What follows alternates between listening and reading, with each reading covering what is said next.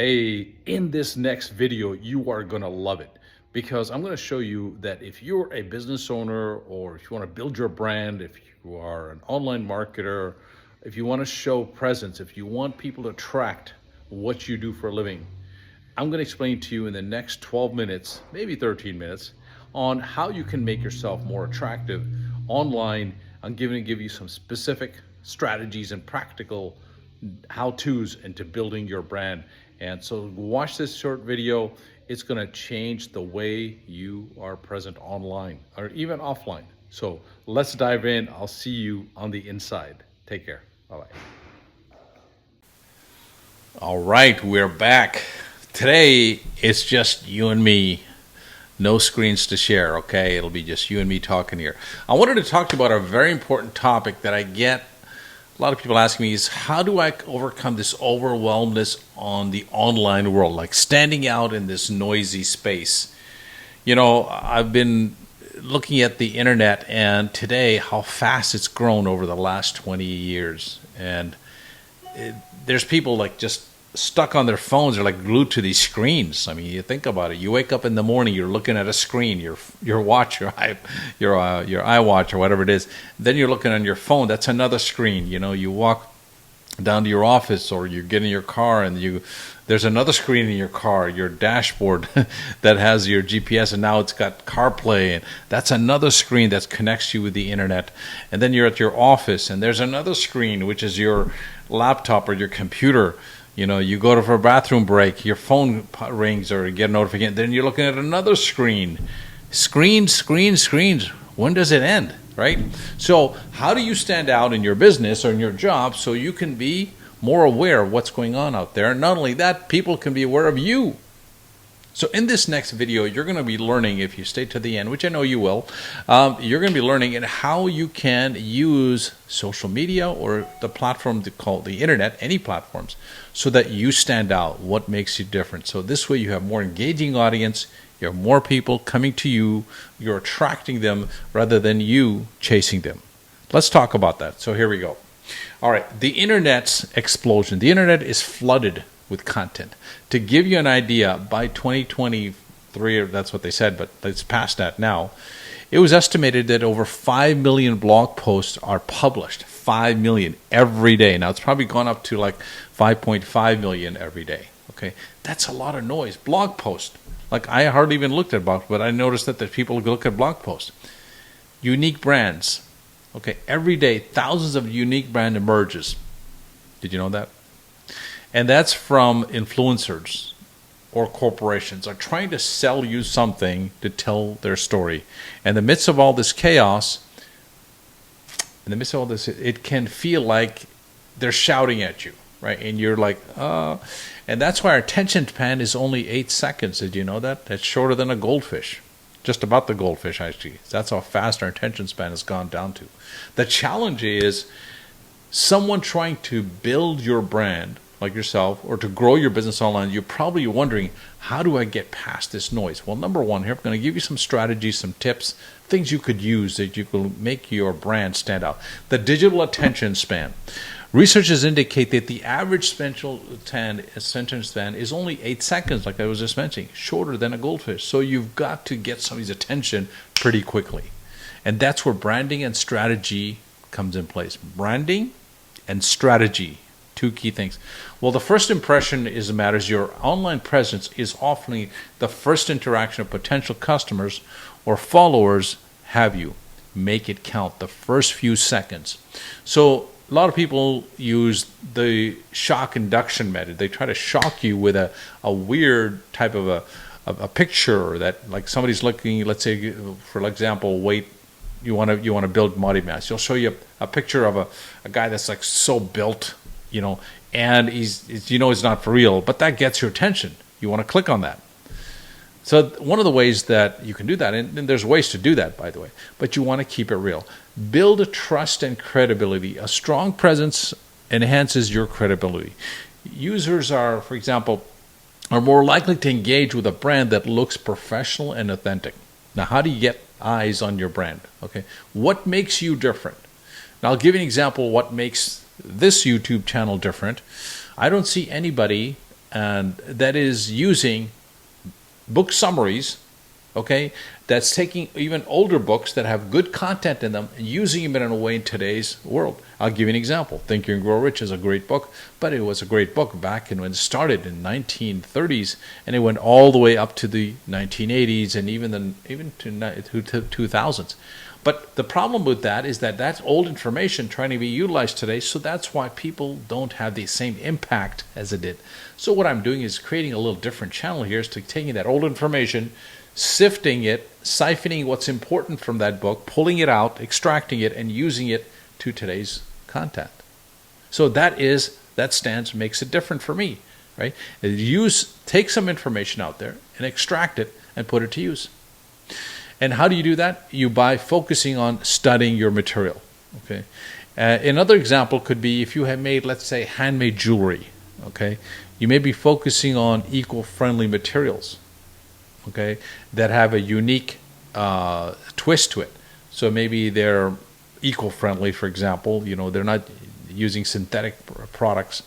Engage authenticity on social media. Don't trust the post. Engage with your audience through comments, stories, and direct. So I find that when you engage with the audience, you say, hey, what do you think of this idea I just showed you? Share with us with a comment. That builds trust, just like as if you're talking to somebody instead of just spraying them with information. Does that make sense? Put a comment there, give me a thumbs up if you like that. All right. Businesses dislike create conversations like real beauty or something that's just flashy too much. You want something that's authentic. Invest time in creating high quality value content that speaks your audience. Remember, it's not just about selling, it's about adding value. In fact, I think adding value or teaching people is a better way to communicate, and that builds credibility, and that sells itself. I think the best salespeople are teachers, because when you connect to their knowledge, you get a better sense of they know what they're talking about, and you're attracted to what they have to offer. Tutorials, how-to guidelines is a good way. So when you have a product, put a guideline. I'll give you an example. If you, let's say, for example, have a service, if you're an electrical contractor, for example, why not make some videos in there or put some kind of content where you don't have to be in front of the video, or just put a picture of you fixing a light bulb or a socket, saying, hey, if you have this ever go wrong with you, this is something in your field that you can teach people about, and they will learn from it, and they will make their life better. That way, you're not selling your services, you're selling what your services do, the end benefit of that, right? Leveraging on SEO. Use keywords relevant to your niche, okay? And you can find people out there that can help you set up good clients coming to you by using SEOs. Collaborate with others. Team building, this is important, right? When, like, I have some people that I'm doing podcasts with that have thousands of people on their YouTube channel or on the other podcast. Collaborate with them. Give them something to talk about.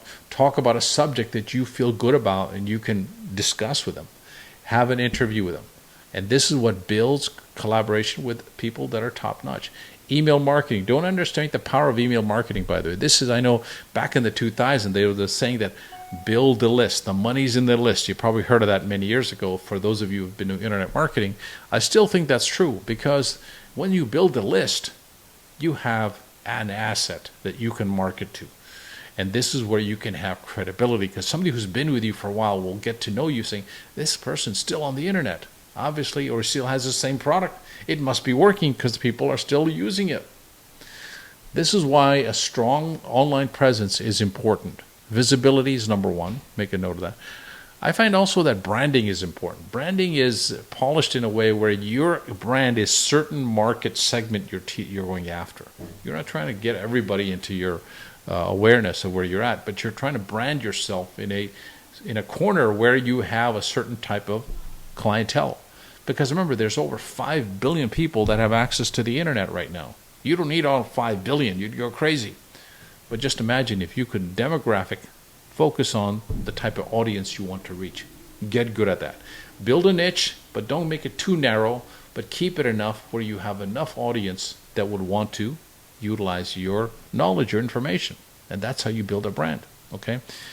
Networking opportunities is another good one. Okay, so look at all those people who have different groups on Facebook. There's networking opportunities there. Just join them, and don't try to put your links in there saying, "Hey, this is what I do. Whoever wants to, buy this, come to me." No, you just want to give them information on something that could help them without even expecting anybody to saying, "Hey, I want to buy your service."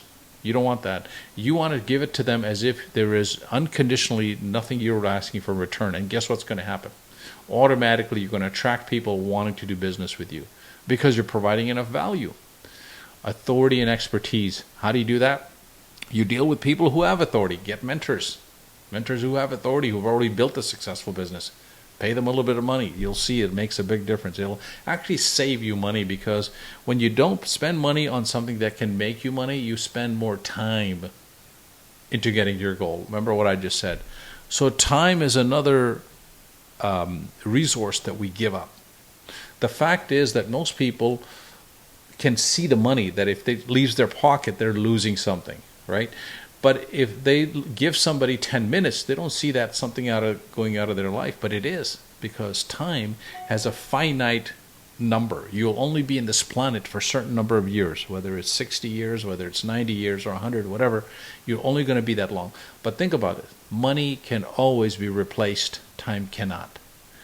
Adaptability. A strong online presence is also very good. Is that if you adapt your product line as the market conditions change. So for example, if you're marketing products that are sold in certain times of the year, seasonality, adapt to seeing, hey, what other products you can market at different times of the year. Monetizing is very important. Now, how do you monetize a product? Well, what I would do is actually give people something that they could use, and if they want to expand on what they have used to a higher level, they would want to come back to you. And this is why people get hung up about upselling. Upselling is not something that is designed to only make the vendor more money, okay? It's designed to help the people to get what they want faster. For example, you say, hey, to go from A to B, you can do this. You give them a vehicle. That vehicle could be a bicycle. But however, if you do want to get to A and B faster, here's a car. Obviously, the bicycle and the car have different price points. That's an example of monetizing your offer to the next level. So your revenue per customer goes higher because there will be a percentage of people that do want to purchase the vehicle instead of just the bicycle. There you go. So hope this video made sense to give you the noise that's going out there, how to build that brand, how to come across that you're different. Okay, just talk in a way or give the message out that you want to sincerely help them to have a better quality of life, or to have a better whatever you're trying to get them to do. Okay, having said that, if you like this video, give me a thumbs up, share this, do all that YouTube stuff that you do, and I will see you on the next video. Make it a great day. Take care.